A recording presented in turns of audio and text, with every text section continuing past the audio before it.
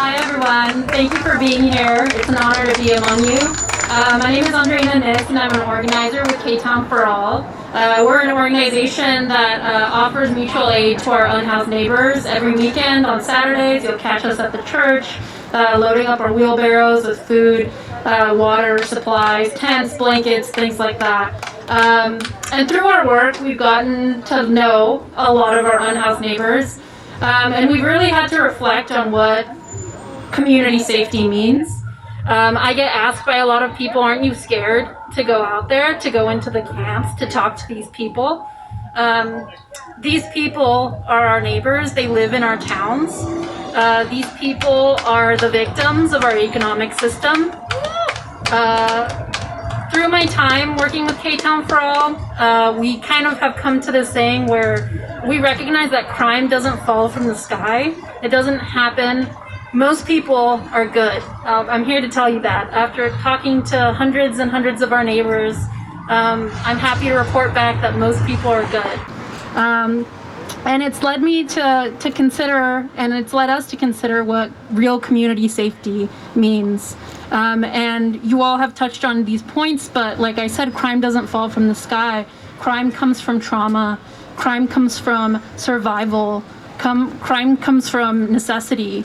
Crime comes from drug dependency, from unresolved trauma. Crime comes from desperation. It comes from sexism. It does come from racism, but it doesn't come from anywhere. And true justice would be if harm was not committed in the first place. And you all touched upon this. If people had housing, if people had healthcare, if people had food, how much would crime disappear in our communities? If people had someone to call when they were about to spiral, if they felt themselves feeling unwell, if someone had a doctor to call when they were feeling unwell, how many lives could be spared? So I'm here to tell you, again, most people are good.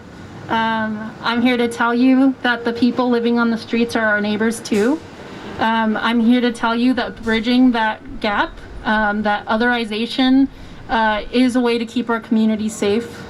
As Billy well put it, you don't want to fall into the media definition of what safety is, because you're going to see in the news right now clamoring for the police to get more money. You're going to see them identify the race of people who have harmed other people as the solution, and that's cheap, and we don't deserve that because we know it doesn't work. The LAPD gets $3 billion a year, and look at the situation we're living in. There's 60,000 people on the streets in LA County at the moment, and that it will never be solved by giving the police more money. So I'm here to welcome you all to build bridges with the unhoused community. I'm here to welcome you all to build relationships. I'm here to welcome you all to a new way of thinking, where solidarity beats any kind of violence response we could gather.